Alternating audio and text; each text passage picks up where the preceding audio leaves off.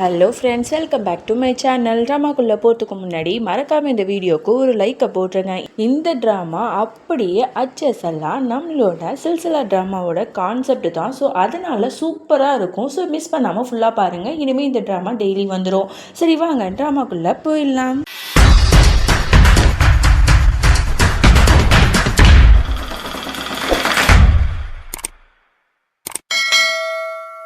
Starting சீனில் நம்மளோட ஆரம்பியை தான் காட்டுறாங்க. அவள் வந்து டாக்டருக்கு படிச்சிருப்பா. பட் இருந்தாலும் கல்யாணம் ஆனதுக்கப்புறம் முழு ஹவுஸ் ஒய்ஃபாக மாறியிருப்பா. அவளோட டாக்டர் வேலையே இந்த குடும்பத்துக்காக விட்டு கொடுத்துருப்பா. வீட்டில் உள்ளவங்க எல்லாரும் சாப்பிட்றதுக்காக ரெடியாக உட்காந்துருக்காங்க.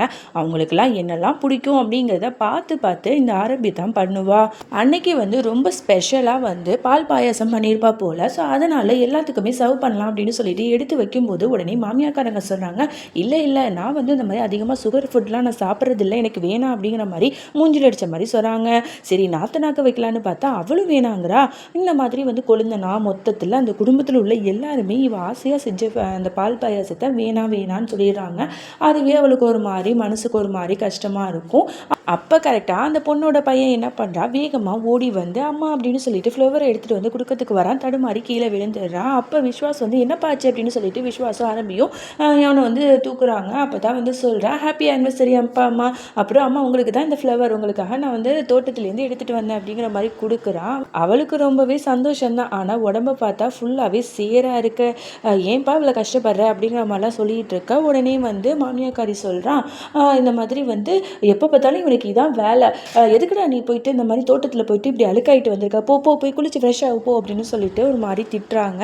அதோட வந்து அதை வாங்கி வச்சுட்டு இங்கே விஸ்வாசுக்கு வந்து பசிக்குன்னு சொல்லிட்டு சர்வ் பண்ணலான்னு வருவேன். உடனே வந்து மாமியாக்காரி வந்து நான் தான் என் பிள்ளைக்கு வந்து எல்லாத்தையும் பரிமாறுவேன் அப்படின்னு சொல்லிட்டு எடுத்து ஒன்று ஒன்றா வச்சிட்டு இருக்கா. அப்போ வந்து அந்த குழந்தை நான் சொல்கிறேன், அம்மா நானும் உங்களோட பையன்தாம்மா, என்னம்மா என்ன கவனிக்க மாட்டீங்க, அண்ணனை மட்டும் விழுந்து கவனிக்கிறீங்க அப்படின்னு சொன்னால், ஐயோ வந்து என்னோட ஃபர்ஸ்ட் பிள்ளைடா, எனக்கு கிடைச்ச கிஃப்ட்டுடா இவன், அப்போ அவனை தான் நான் கவனிப்பேன் அப்படின்னு சொல்லிட்டு அவங்களும் கவனிக்கிறாங்க. அப்புறம் ஆரம்பியும் வந்து எல்லாத்தையும் சாப்பாடுலாம் எடுத்து வச்சிட்டு இருக்கா. அப்போ தான் சொல்லிகிட்டு இருக்கா, அவங்க எல்லாருக்குமே ரொம்பவே தேங்க்ஸ். விஸ்வாஸ் வந்து நேற்று எனக்கு ஒரு பிக் சர்ப்ரைஸ் கொடுத்தாரு. அதை வந்து நினைக்கும் போது இப்போ வரைக்கும் ரொம்ப சந்தோஷமாக இருக்குது. அதுக்கு நீங்கள் எல்லாரும் தானே காரணம் அப்படிங்கிற மாதிரி சொல்ல, உடனே வந்து வீட்டில் இருக்கிறவங்க எல்லாருமே ஆச்சரியப்படுறாங்க. மாமனார் மாமியார் அப்புறம் கொழுந்தனார் எல்லாருமே, என்ன விஸ்வாஸ் நீ வந்து சர்ப்ரைஸ் கொடுத்தியா, எங்கே சர்ப்ரைஸ் அப்படிங்கிற மாதிரி மாற்றி கேள்வி கேட்குறாங்க. இவளுக்கு ஒன்றுமே புரியல. கொழுந்தனார் வந்து பக்கத்தில் வந்துட்டு, அண்ணா சொல்லவே இல்லை, அன்னைக்கு சர்ப்ரைஸ்லாம் கொடுத்துருக்கியா, இதே மாதிரி நீ ஒரு தடவை கூட பண்ணதில்லையே, எப்போ இந்த மாதிரிலாம் பண்ண அப்படிங்கிற மாதிரிலாம் கேட்டுட்டு இருக்கும்போது ஆரம்பிக்கு ஒன்றுமே புரியலை. அப்போ இந்த விஷயம் வந்து வீட்டில் இருக்கிறவங்களுக்கு தெரியாதோ அப்படின்னு சொல்லிட்டு முழிச்சிட்டு இருக்கா. அப்போ தான் அவளுக்கு வந்து அவள் அம்மா கிட்டேருந்து கால் வருது. அவகிட்ட அம்மா கிட்ட வந்து பேசிக்கிட்டு இருக்கா. அவங்க கொஞ்சம் வயசானவங்க தான் போல். அப்பா அம்மா ரெண்டு பேர்ட்டையும் வீடியோ கால்கிட்ட பேசிகிட்டே இருக்கா. அப்போ பார்த்தா அப்பாக்காரருக்கு ஒரு மாதிரி நெஞ்சு வலி வந்துடுது. உடனே வந்து ரொம்ப துடிச்சிட்டு இருக்காரு. உடனே அம்மாக்காரங்க பயந்து கத்துறாங்க. ஆரம்பி வந்து இது எல்லாத்தையும் ஃபோனில் பார்த்துட்டு, அம்மா நீங்கள் வந்து டென்ஷன் ஆகாதீங்க, நான் என்ன சொல்கிறேனோ அதை மட்டும் பண்ணுங்க, அப்பா மூச்சை வந்து இழுத்து விடுங்க அப்படின்னு சொல்லிட்டு இருக்கா. அவரும் வந்து அவர் சொன்ன எல்லாத்தையுமே பண்ணிகிட்டு இருக்கா. அப்புறம் வந்து எல்லா ஜன்னலையும் திறந்து வைங்க, அப்போ தான் அவருக்கு வந்து காற்று வரும் அப்படிங்கிற மாதிரி சொல்ல, அம்மாக்காரங்களும் அவர் சொன்ன எல்லாத்தையும் பண்ணும்போது இப்போ வந்து எப்படிப்பா இருக்கு உங்களுக்கு அப்படின்னு கேட்டால், இப்போ கொஞ்சம் பெட்டராக இருக்குமா அப்படின்னு சொல்கிறாரு. அதுக்கப்புறம் என்ன ஹாஸ்பிட்டலுக்கு கூப்பிட்டு போங்க, அதுக்குள்ளே நான் வந்துடுறேன் அப்படிங்கிற மாதிரி இவளும் சொல்கிறா. அதோட பரபரப்பாக ஒரு ஹேண்ட்பேக்கை வந்து மாட்டிக்கிட்டு இங்கே வந்து வீட்டில் வந்து விஸ்வாஸ் எங்கே மாமியார் எங்கே தேடிக்கிட்டு இருக்கா. அப்போ தான் வந்து மாமியாக்காரங்க ஒரு இன்டர்வியூக்கு போகிறாங்க போல். அதனால் கிளம்பி வேகமாக வந்துட்டுருக்காங்க. அம்மா ஒரு நிமிஷம் நில்லுங்கம்மா, இந்த மாதிரி வந்து என்னோடய அப்பாவுக்கு வந்து ரொம்ப உடம்பு சரியில்லை, அவருக்கு ஹார்ட் அட்டாக் வந்துடுச்சு, நான் இப்போவே வந்து போகணுமா டெல்லிக்கு அப்படிங்கிற மாதிரி சொல்கிறா. அதை கேட்டால் மாமியாக்காரி பயங்கரமாக வந்து கோவப்பட்டு கத்திக்கிட்டு இருக்கான். உனக்கு என்ன பைத்தியமா, இங்கேருந்து நீ வந்து டெல்லிக்கு போக போறியா, இப்போ எனக்கு முக்கியமான இன்டர்வியூ இருக்குது, நான் அங்கே போகணும், வீட்டில் நீ இருந்தால் மட்டும்தான் எல்லாம் சரியாக இருக்கும், நீ தானே எல்லா வேலையும் பண்ணுவேன், உனக்கு ஞாபகம் இல்லையா, நீ இல்லாத ஒரு நாள்லாம் எங்களால் சமாளிக்க முடியாது, அதனால நீ எங்கேயும் போவேனா, இங்கேயே ஏறி அம்மா உன் தம்பி ஒருத்தவன் தானே, அவன் எங்கே, அவனை போய் உங்கள் அப்பா அம்மாவை பார்த்துக்க சொல்லு அப்படிங்கிற மாதிரி ரொம்ப அசால்ட்டாக பேசிட்டு இருந்த பொம்பளை. உடனே வந்து ஆரம்பிக்க ரொம்ப கஷ்டமாக இருக்குது. என்னத்தை இப்படிலாம் சொல்கிறீங்க, அவன் வந்து இப்போ வந்து வேலையாக வந்து வேறு ஊருக்கு போயிருக்கான், இப்போ வந்து அம்மா அப்பா வந்து தனியாக தான் இருக்காங்க, அம்மா தனியாக ஹாஸ்பிட்டலில் என்ன பண்ணுவாங்க, நான் போனால் தான் சரியாக இருக்கும், ப்ளீஸ் தயவு செஞ்சு புரிஞ்சுக்கோங்க அப்படின்னு சொல்லிட்டு கெஞ்சிட்டு இருக்கா. அப்போ வந்து விஸ்வாசும் வரா. விஸ்வாஸ்டையும் வந்து இந்த மாதிரி விஷயத்த சொல்கிறா. உடனே அம்மாக்காரி பேச்சை கேட்டுட்டு விஸ்வாசும், அதான் எங்கள் அம்மா சொல்லிட்டாங்களே அப்புறம் என்ன, நீ வந்து தேவையில்லாமல் பேசாத புரியுதா, நீங்கள் எதாக இருந்தாலும் ஒரு தம்பி பார்த்துப்பான் அப்படின்னு சொல்லிட்டு ஒரு மாதிரி சொல்லிடுறாங்க.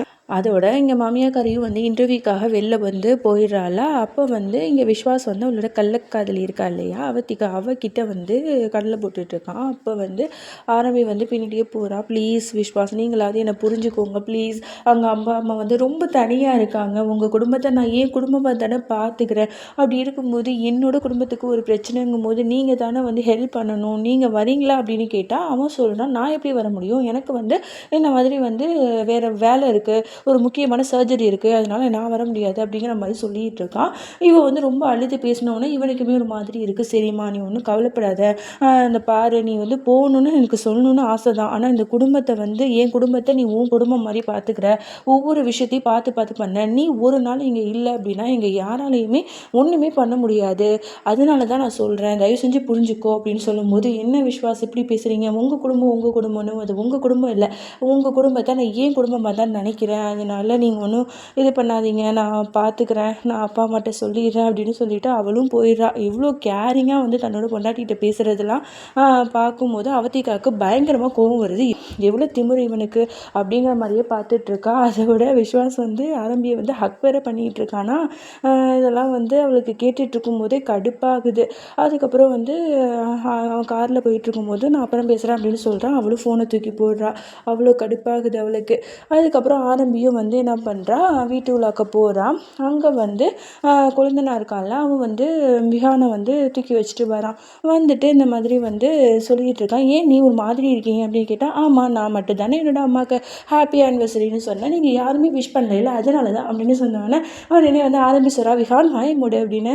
உடனே வந்து ஆமாம் நான் வந்து சொல்ல மறந்துட்டேன், ஹாப்பி ஆனிவர்சரி எப்போவுமே நீங்கள் சந்தோஷமாக இருக்கணும் என்னோட அண்ணன் கூட அப்படிங்கிற மாதிரி ஸ்மார்ட்டாக சொல்லிவிட்டு அவன் பட்டு போயிடுறான்.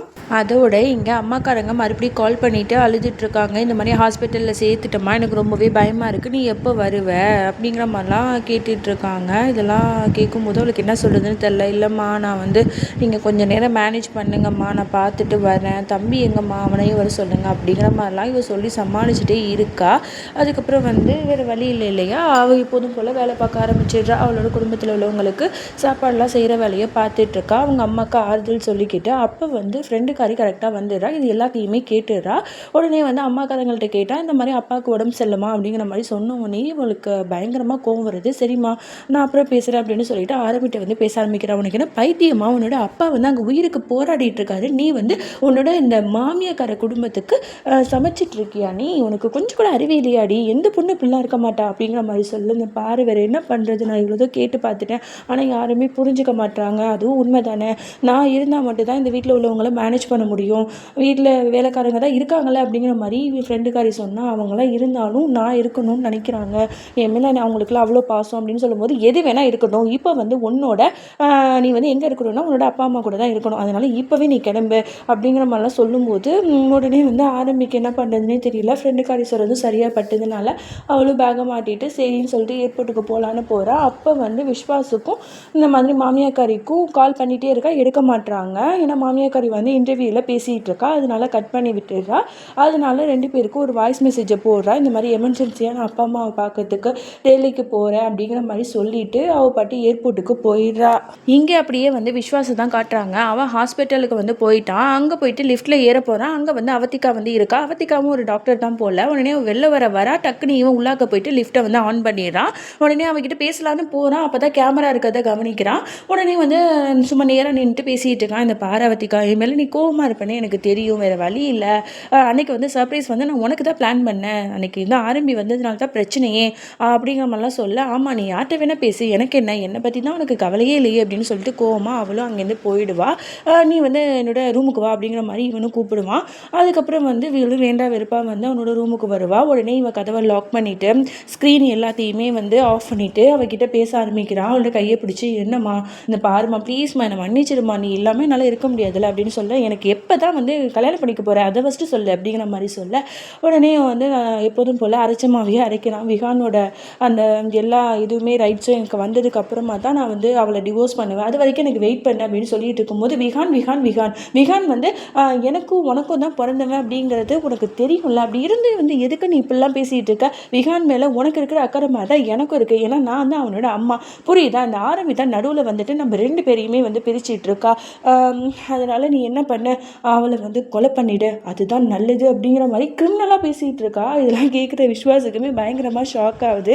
அவனும் அப்படியே பேயறிஞ்ச மாதிரி அதிர்ச்சியாக பார்த்துட்டு இருக்கான், என்ன சொல்கிறதுன்னு தெரியாமல். அதோட இந்த பாட்டை நம்ம முடிச்சுக்கலாம். இதுக்கப்புறம் என்ன நடந்துச்சு அப்படின்னு சொல்லிட்டு நம்ம பொறுத்து இருந்து தான் பார்க்கணும். இந்த எபிசோடு எப்படி இருந்துச்சுன்னு சொல்லிட்டு மறக்காமல் கீழே கமெண்ட் பண்ணுங்கள். நெக்ஸ்ட் வீடியோவில் சந்திக்கிறேன். அது வரைக்கும் என்னோட காத்திருங்கள். பாய்.